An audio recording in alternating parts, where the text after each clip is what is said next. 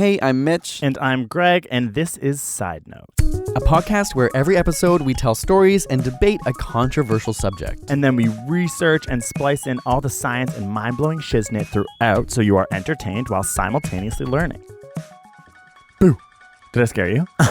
Today's episode is going to be spooky. So in story time, Mitch is going to be telling a story about a time where he saw a ghost, and I'm going to be telling a story about a time where about a year and a half of my life was spent thinking I was getting robbed. And in the end, we are going to debate what is the best scary movie of all time. You like scary movies? Uh-huh. What's your favorite scary movie? So it's Monday morning. How you feeling? Hashtag Monday motivation. Woo, well, it's not Monday for anyone listening. It's Wednesday. So it's our Monday. I'm feeling motivated. We've just been traveling all weekend. I'm exhausted, but I have a bit of adrenaline. Ooh, good. Mm-hmm. I made you get up early this morning. Yeah, I got really early, so I'm going to crash soon. But you literally looked outside. It's dark here in Canada at 7 a.m. and you were like, Greg, why am I up so early? This is early for me too, and it's so dark in the mornings now. Like I was just like, I hate waking up before the lights. I really am a morning person, and you are. I'm not. sorry. Comment corner.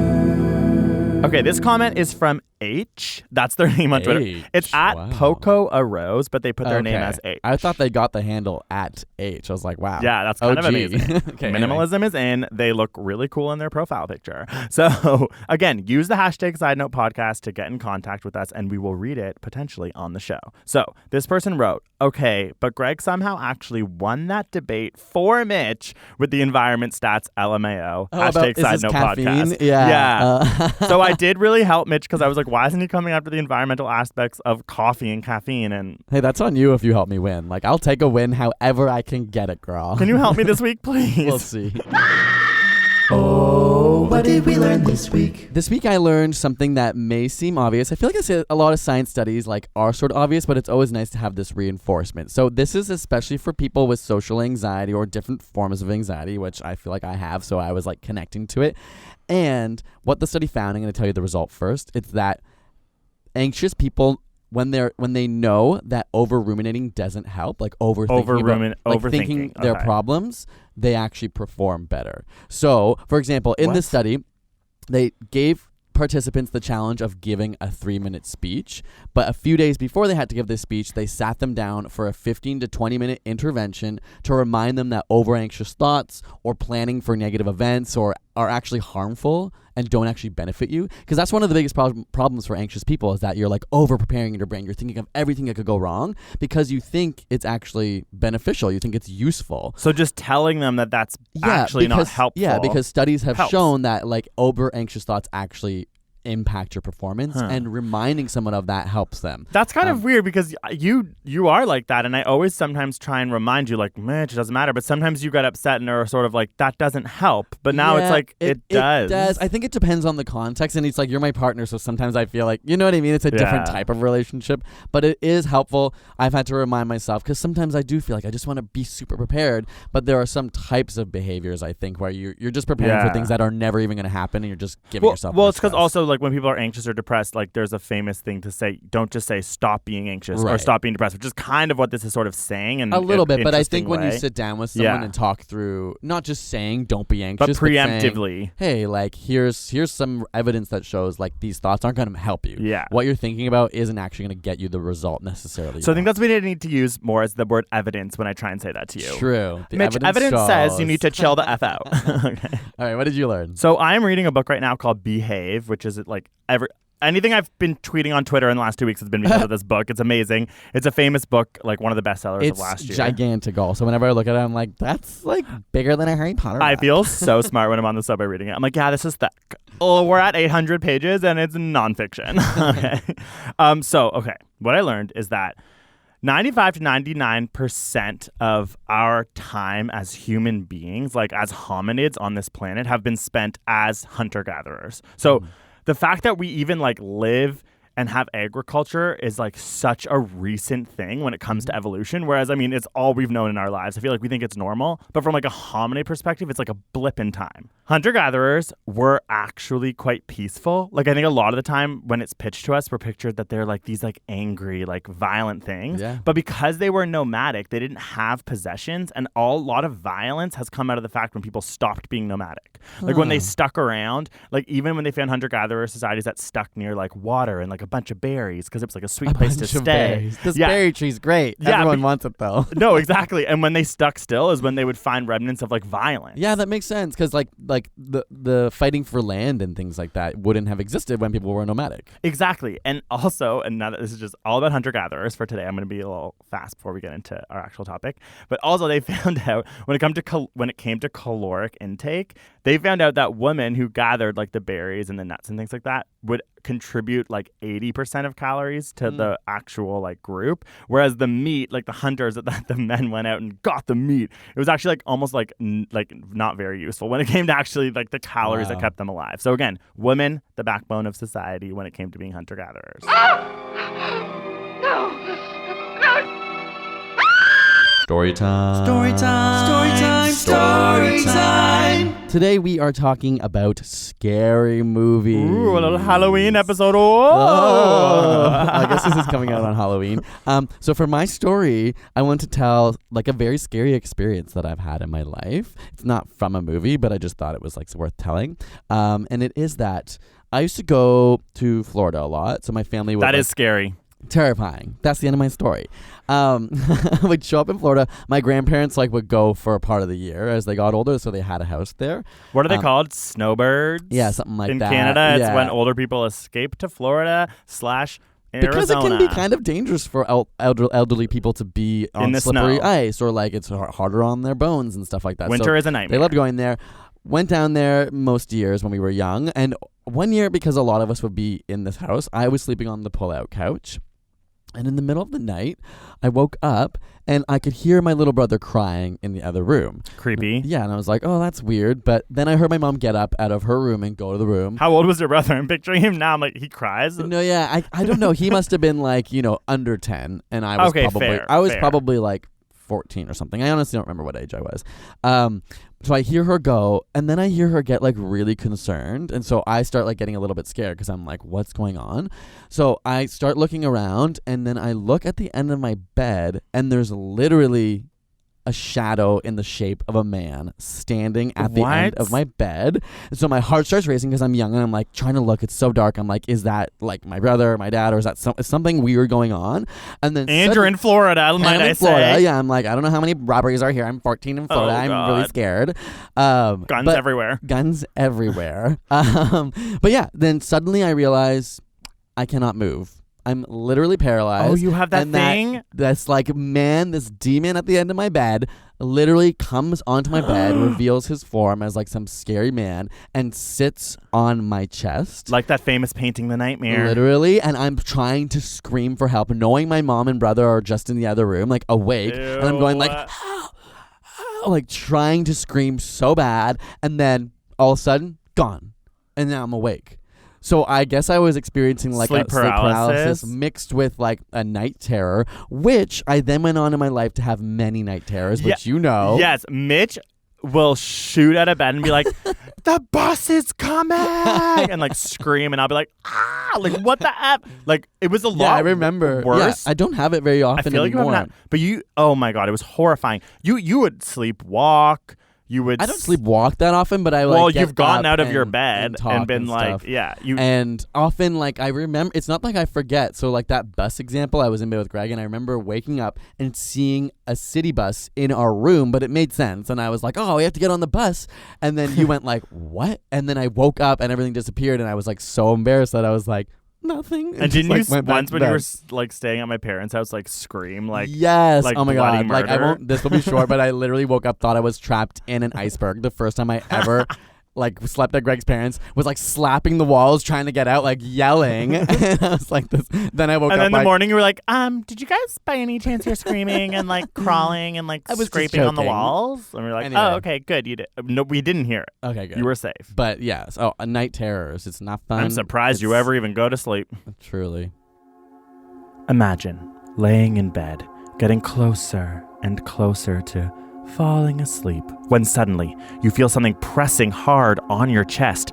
You try to toss and turn and get comfortable, but you can't move. Panic and fear begin to build as the realization starts to set in. You're paralyzed. And just when you think things can't get any worse, you hear a voice coming closer to you and whispering into your ear, just coming to say good night. Sleep paralysis. It happens either when you are falling asleep or waking up. You can't move and you do have hallucinations, whether they're auditory or visual, and it's often accompanied by a feeling of pressure on your chest and difficulty breathing. The content and interpretation of these hallucinations are driven by fear, somatic sensations, and dream-related mental activity. Studies have shown that around 30 to 40% of people have experienced sleep paralysis at least once in their lives. The condition can be triggered by sleep deprivation, psychological distress, or like having abnormal sleep cycles. Maybe you're getting up earlier for some reason or sleeping in later. But the underlying mechanism is believed to involve the dysfunction of your REM sleep. A theory as to why it happens is that the neural functions that regulate sleep are out of balance in such a way that causes different sleep states to kind of overlap. Neurons capable of sending the signals that would allow you for complete arousal from your sleep state have difficulty in overcoming the signals sent by the other cells that keep the brain in the sleep state. Essentially, some neurons in your brain are saying, you're awake, while some are saying, no baby, you're still asleep. Scientists think that sleep paralysis might be a great explanation for some people's reports of ghosts and demons and even alien abductions. The experience has been interpreted as paranormal in several cultures. A study in Hong Kong, for example, 37% of students reported at least one instance of what they refer to as the ghost oppression. In Thailand, the term for sleep paralysis, phi I think that's how you say it. I don't know. I know that like they have a different dialect. I literally cannot speak Thai, but it translates to ghost covered. So they actually call sleep paralysis in Thailand ghost covered. In Newfoundland, Canada, it is known as a visit from the old hag. I hope that's not misogynist. And there's a famous painting by Henry Fuseli, and it's called The Nightmare. It's actually in Detroit. I saw it recently. It's a picture of this like demon sitting on this woman lying in bed. You study it in like all art history classes, but again, this was probably a visual depiction and a painting of sleep paralysis. It's common amongst people. There's almost a 50% chance that this is going to happen to you in your life. So, before you go to bed tonight, will it be the night that a demon sits on your chest?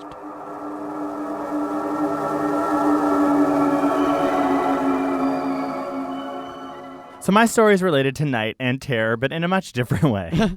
So when it comes to scary movies, I don't really like them that much. I find it hard to get scared because, like what you just said, yours sort of references ghosts maybe, but I, in my head, immediately think sleep paralysis. It's like part of your dream. I do not find ghosts scary at all. That's and so weird. I know, and I find a lot of scary movies not scary because they're like about a ghost, and I'm like, this just isn't real. You know what I mean? Or whenever like I hear a creak in the house, I'm like, oh, the house is creaking. Like, you know, like someone's upstairs. Yeah, Mitch is like, what could that be? The dead demon of this home? I'm like, no, that literally doesn't make sense. So I was never scared of scary movies. I never enjoyed them that much, and I never was scared of ghosts, but I was very, and still am very scared of legitimate crazy humans like murdering or breaking into your home. Oh, just like, like intruders. Yeah, like that always got me because I was like, that makes sense. So when I was younger, like I think probably like grade 6, 7, 8, like not young enough for this to happen. Oh, no. I feel like a lot of your stories like could start with that. Yeah, like, not young enough for this to happen. I'm a sensitive kid. I still am sensitive, guised as a confident person. Okay. But every night I would wake up like clockwork around like 2 or 3 a.m. and be in my bed, and it would be dark. And I would think in my head, there is potentially a robber downstairs. You know what I mean? Like that is an option. So I would scream, Mom, Dad, and they would wake up, and they for about the first 6 months, they would have to come into my room and say, Greg, there's not a robber downstairs. It's okay. Like they would rub my back and I'd be like, oh, okay, sweet. And then I'd go back to bed. Then eventually after about 6 months, my parents were like so exhausted. Like probably, so sick of They're it. like, they were eventually like, we're not going to get out of bed anymore. So I would just scream. like, Mom, Dad. And they'd be like, Greg, it's okay. There's no robber. And I'd be like, okay. And then I'd go back to sleep. And this lasted for like a year. And so my parents were not like the types of parents who like got me very many things. Like I talked about that. Like I never had Game Boys, a system. Like I didn't really have very many like toys like that. They were kind of like granola parents in that sense. Like we didn't really like watch TV. But I remember them sitting me down being like, Greg, we will buy you a Game Boy if you stop yelling They out. bribed you. Yeah. To And stop I being literally was scared. like, I don't need a Game Boy because I need my sleep and I am so scared at night. And you're like, it's too real. And I'm like, it's too real. I'm like, I can't not scream out for you because there could be a robber in our house. And then eventually I remember one night I just kind of talked myself out of it and made it through and didn't yell out. And then I stopped. And then I was fine. And so it was just like a Do you remember what triggered it, or you were just like, no, I'm not I scared think anymore? maybe like I like got pubes and my hormones kicked in and I was like maybe I like can beat him now. yeah, I'm like not maybe scared. I was like, yeah, I actually have muscles now. Like I'm a man. Like I could fight him. Like, but it kind of like grew out of it. But it was a solid year and a half where my parents had to listen and like know that I was gonna scream to them at some point. And they said they would get spooked like every night. They'd wake up like, oh my god. Yeah, because when you're sleeping, even if you know what happens on a regular basis, they probably were terrified. No wonder they slept through my screaming iceberg. They probably were so You're used to it. used to it. But yeah, it really is related to how I feel about scary movies because honestly, like I'm not that scared of them. The ones that scare me are the ones that involve a robber Like something coming real. into a house at night.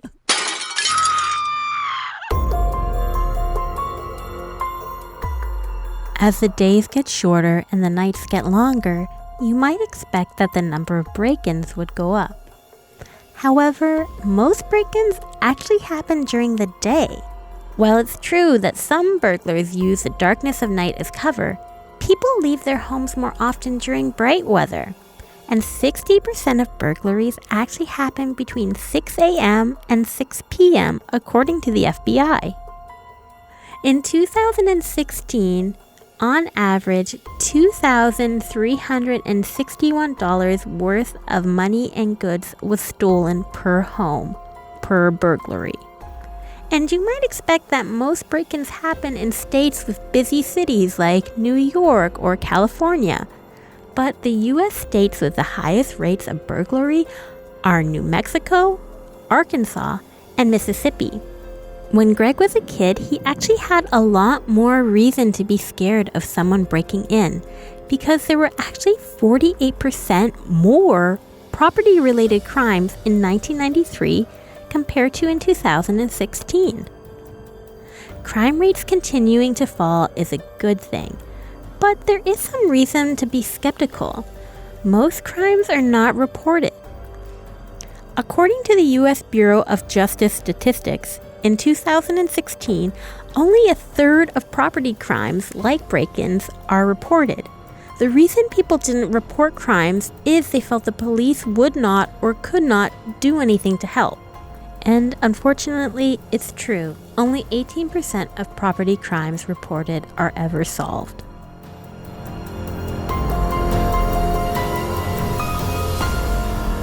After the break, we will come right back for our debate about what is the best scary movie of all time.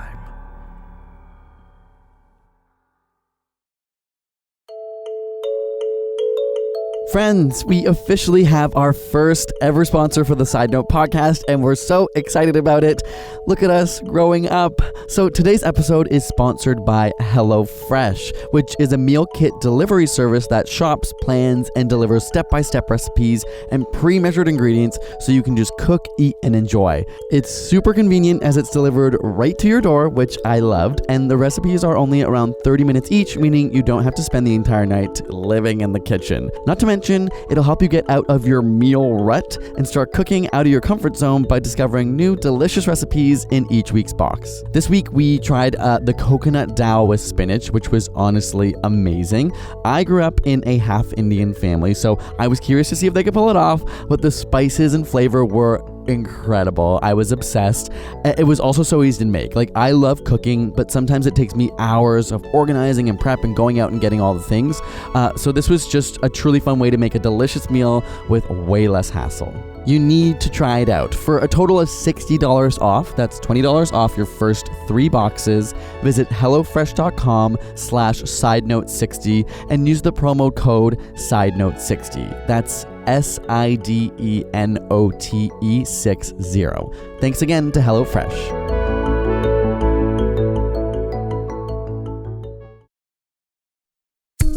Today's debate between Mitch and I is going to be a debate about what is the scariest movie of all time. And I think you went first last week, right, Mitch? I think so, yeah. Okay, so I'm going to go first. Yeah, okay. So is there... Oh, yes. Okay, Greg, I have a timer ready. You good to go? Yeah.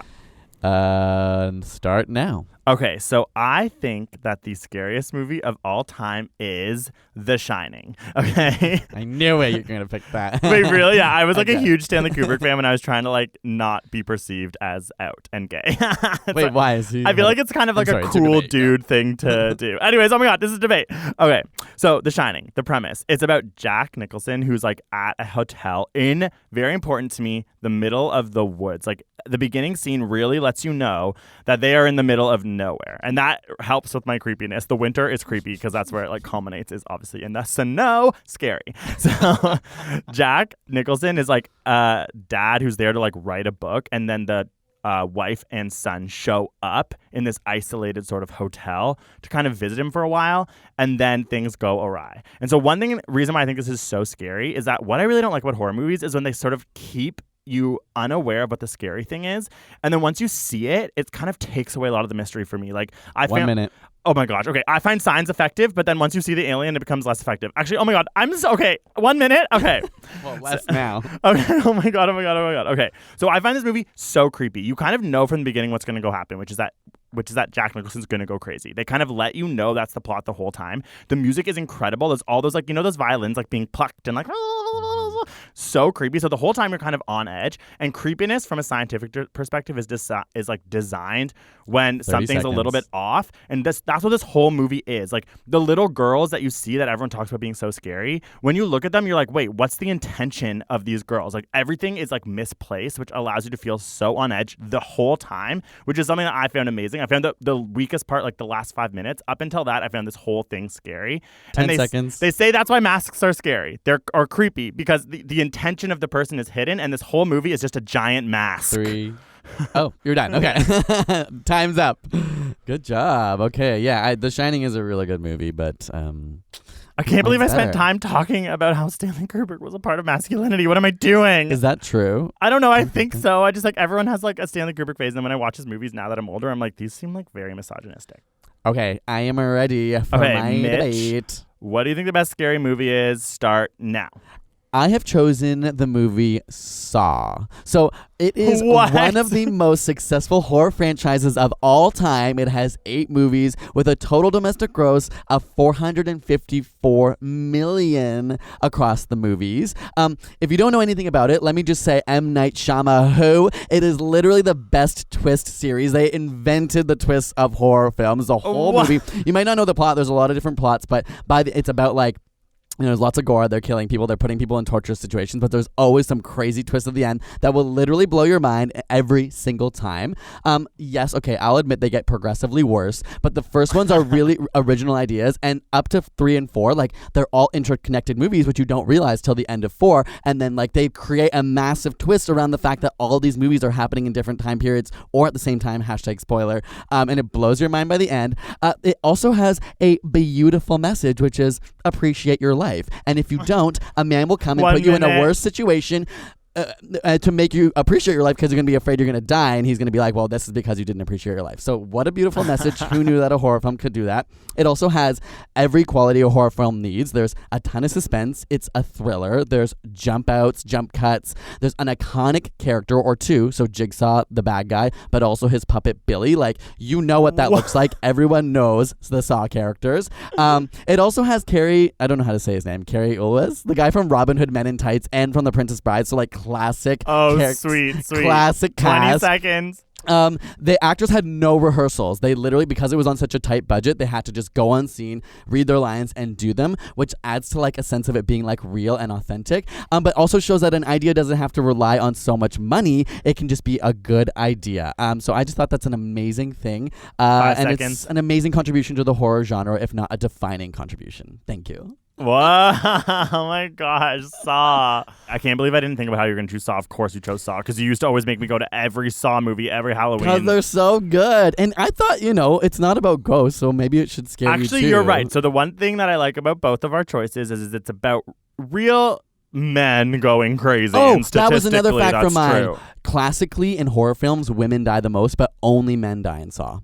Ever? Yeah, I don't know That's if not ever. true. I don't know. I've if seen the ever. razor blade one because I like. Okay, I shouldn't say ever, but majority. I read that fact online. I didn't fact check. That's why you always have to be skeptical with Mitch's speaking in absolutes. What are you, Jordan Peterson? That's not true. Oh, Jesus. That's Speaking of horrifying white men, oh my God.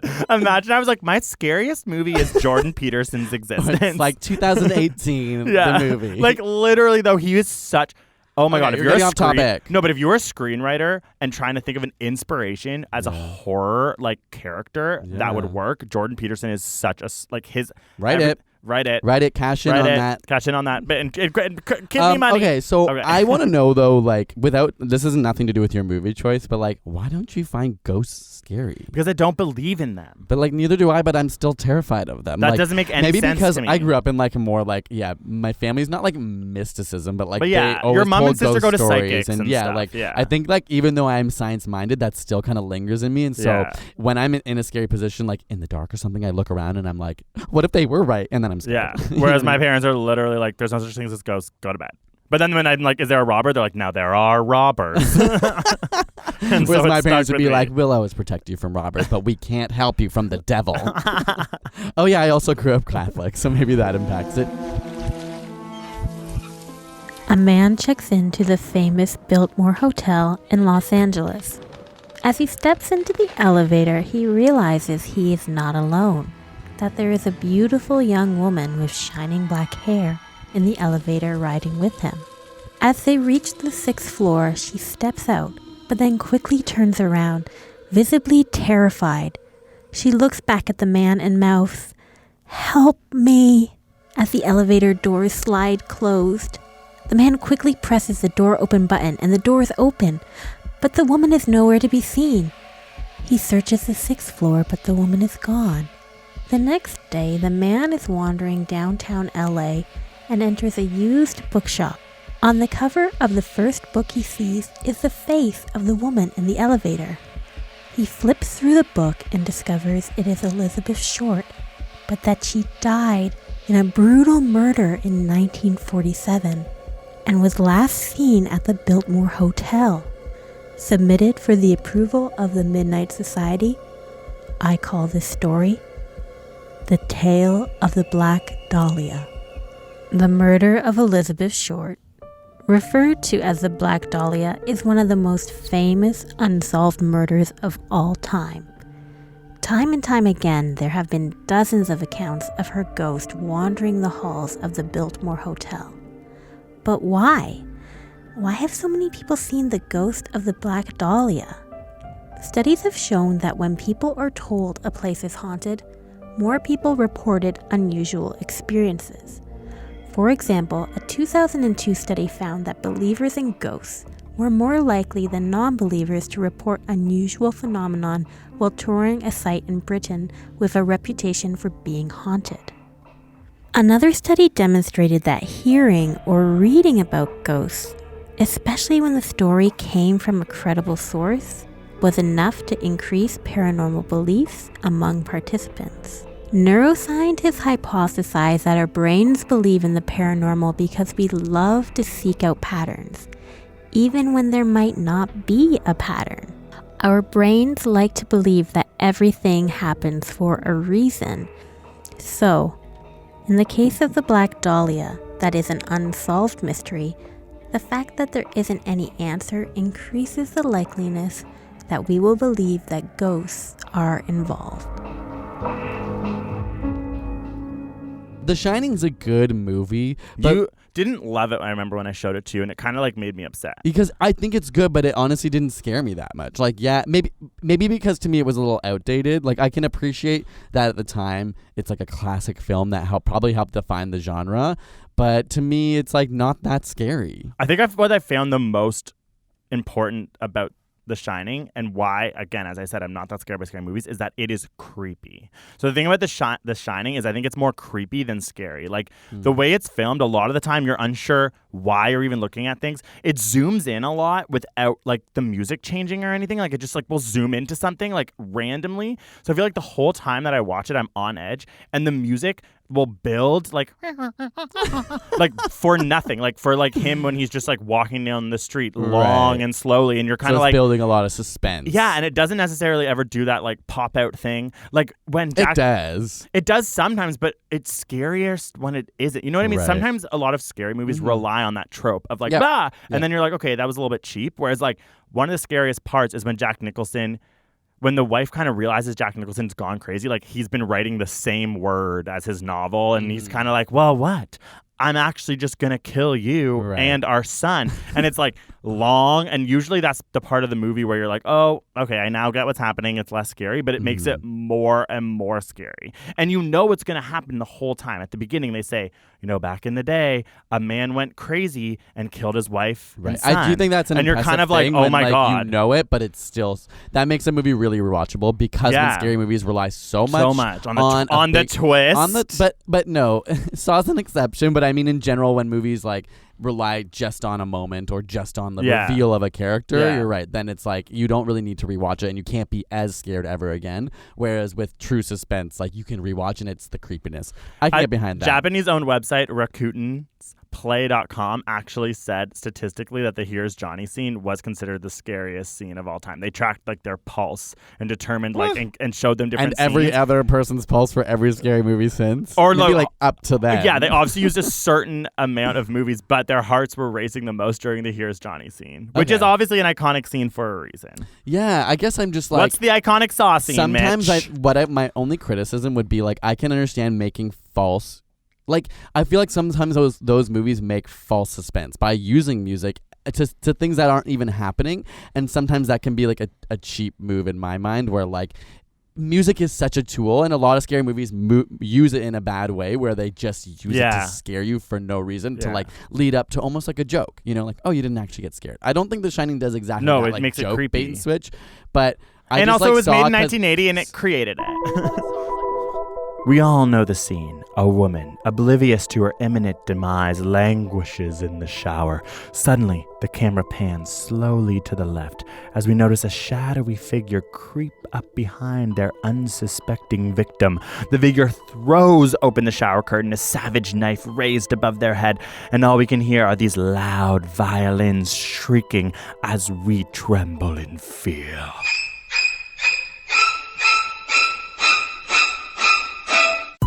When it comes to movies, we're back in a more chipper tone now.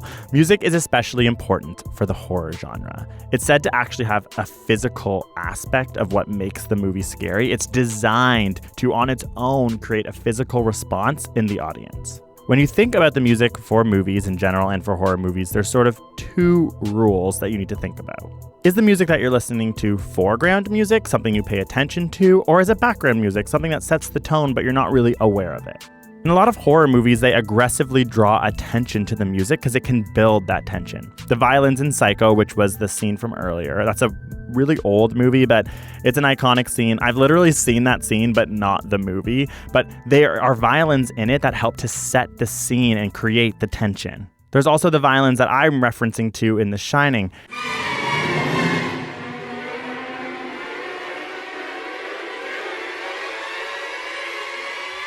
They do this thing with they pluck the strings in sort of random intervals that kind of make you unsure of what the music's even about. And sometimes they even just rub the strings like with the pick. So it's like, ah. And I've noticed that a lot of movies, even now, horror movies continue to use that same like violin plucking and string sort of stroking because it's so awkward to listen to and so scary to listen to.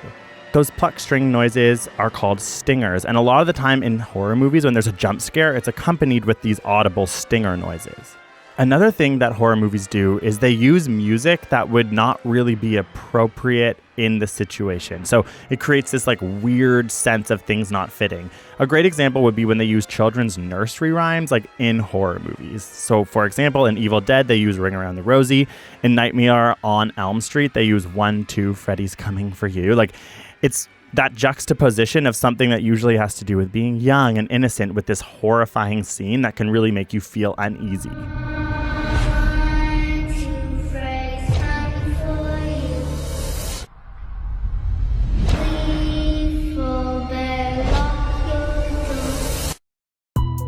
Scientists have also shown that harsh, unexpected sounds used in horror soundtracks imitate the screams of frightened animals or frightened people. And most horror films use instruments that actually sound like humans in pain or suffering to help provoke the viewer's empathy. More than most movies, when you're watching horror movies, you're aware of the music, and that's because the music and the soundtrack is an important tool in scaring you. So next time you're watching a horror movie, think about the music and how it's impacting you, because it can be a new, interesting way to bring to light like new aspects of those horror movies that you know and love. I feel like Saw is like not afraid to just like be the movie that it is as well. It's like a gore film. It's literally about being in your worst nightmare, but it's not really like, I don't know. It's not like one thing I would tricking you say in a about cheesy Saw, way. though, is like it does rely mostly on gore. It's not that scary. Wouldn't Well, you say the it's mostly premise- gory? Yeah, I think it's just like clever film as well in terms of like in the first movie there's only kind of like a simple twist at the end, but it's like this idea that a horror film can be more than just pop out scares. It's like the psychological horror of what would happen, where you have to think about your life and what would you do in these different situations. I just remember one with razors, like one where you put your hand up through something, and then if you were to put your hand back, it like cuts. What with was it, that? yeah. Saw 3, Saw Probably. 10? I don't remember which ones. Oh, yeah, God. they got more and more ridiculous. And the you would gore, drag me to them on Halloween, and they'd be so busy, and I'd be like, why am I watching this movie? It's awful. I don't have many DVDs, but like Saw 1 and 2 are like the only two DVDs that I like own. And I remember when I met you, I was like, what's your favorite movie? And you were like, Saw. And I was like, red flag. I never. And here you are 11 years later.